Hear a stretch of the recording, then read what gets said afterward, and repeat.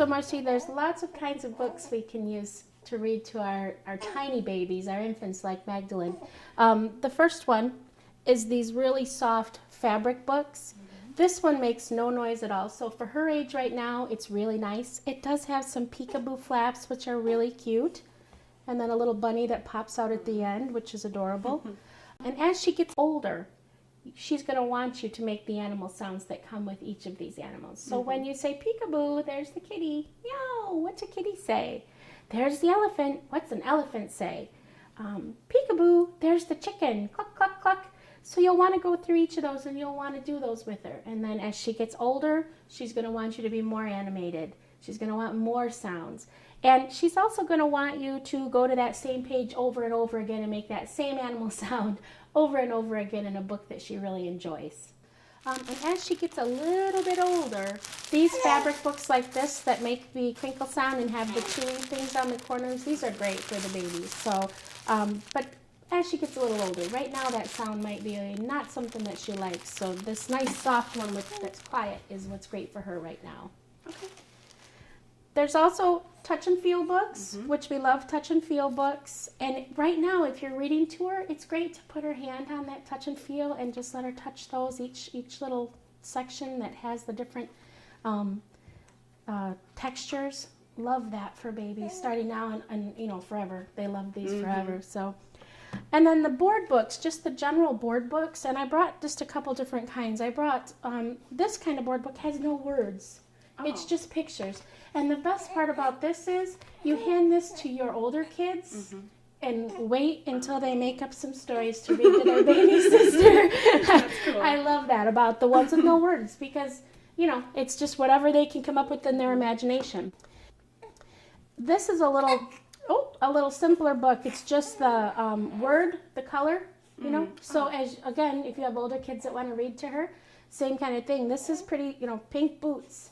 You can get that pretty easily. So it also attaches to their stroller, their car seat, whatever. That's nice.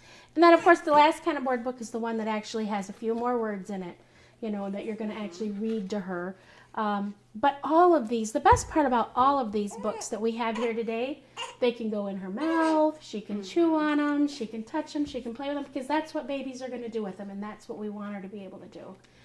I don't have today, but there's also indestructible books, which I know are indestructible because my granddaughters got run over by a car, and then my daughter took it in, washed it off, and it was great. It was still, yeah, it's a great book. And then even books that can go in the bathtub with her. So those are some great things, and then you can read any time of the day because you've got books for every area of your house. So. What kind of things should I look for in books for my infant? Well, what we want to look for when they're really little like this are very simple, short books. We don't need anything that is going to be pages and on pages because they're only going to pay attention for a short time. As they get a little older, the book can get a little bit longer. Okay. But still, at this age, short, small, something easy for them to hold on to. That's why I like all of these books here because they're not too big. Okay. Loving the books with the textures. Anything they can touch and feel, of course, is always wonderful. And books that all of your kids can read together, too. So if you have an older daughter that loves a certain character, those are great to bring in, too, because it incorporates books for your whole family. So that's something that's really important. The wonderful benefits that happen when you read to your infant, even before birth. They hear 30 million more words by the time they get to preschool.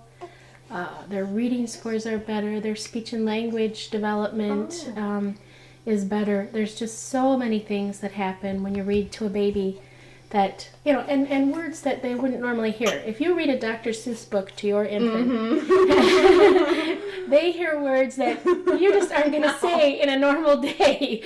So that's amazing that they, you know, and their vocabulary, you know, by the time they get to be toddlers, their vocabulary is incredible when you've read to them and they've heard all those different words. So why don't we go ahead and I'll have you read to her. Okay. When we want to read to our baby, we're going to put her in our lap, obviously. That's the easiest time to read. Now, your kids can read to her when she's sitting in her seat or something like that if they're not old enough to really hold her. It's great if they do it while she's sitting in her seat. Okay. But I'll give you the book. Oh, no. Honey. What's the matter? We want, We want the book, 7 to 8 inches from her face because that's about what she sees at right now. Okay. And the book I gave you is the touchy-feely book. So it's okay to take her hand if she'll let you and let her touch the fabric. She doesn't need to look at the book. She doesn't need to do any of those things. Right now it's just about having her correlate the book in your hand and the words coming out of your mouth and her just snuggling with you. So go ahead, I'll let you snuggle up. Want to read? She's like, no, it's not time. Here. Let's try the book. Here. This book is about spring. Look at that. Here's the blossom. And a baby chick. Let's feel the baby chick. Look. It's so soft. It is. Here's an Easter egg. And a fawn. Oh. A rabbit. And a plant. The bunny's nose is that. Ready? You try the bunny's Can you try nose. the bunny's nose? Ooh. She's like, I don't know. Flower. Look at all these flowers. And if she starts to get upset, it's okay to stop. All right. So she's going to tell you if she's had enough, and that's okay. And so when she gets done, you're done. You put the Okay. book down. And the hardest thing about reading to babies is I think as adults we start to correlate reading as before bed or before nap time. Oh, yeah. And when you're little like this, you do a lot of sleeping, and you don't necessarily have a nap time. So it's great if you just take the opportunity, like right now when she was awake, in what we call that quiet awake state. And we use that opportunity to really let her explore that book with you and be read to. So quiet awake is about the only time babies learn. That's when they're awake. You can interact with them like we've been doing. She can look around. Now she's going into what we call active awake, which means she needs your help to calm down. Now reading time is probably coming to an end, and that's okay. So, we just take what we can get when they're this age, and that's all we can do. All right. So I'm going to leave with you today this tips for reading to your baby. All right. It basically says what we've talked about today. It talks about the book selection, getting the board books, the fabric books, the touch and feel, about setting the stage and getting your area ready for reading, making sure things are quiet, TV and radio are off, the phone is silenced, she has a clean diaper, and then making sure she's on your lap, and with only being 7 to 8 inches away to see the book, letting her touch the pages, and then as she gets older, allowing her to make some of the sounds back, giving her opportunity. Sometimes it's hard after we read or engage with her to give her just a few seconds to come back so that we sit quietly and let her make a sound back. But as she gets older, you'll want to give her those few seconds to try to do that. Okay. And then like we talked about with the book with no words, make up your own story. And it doesn't even have to be a children's book.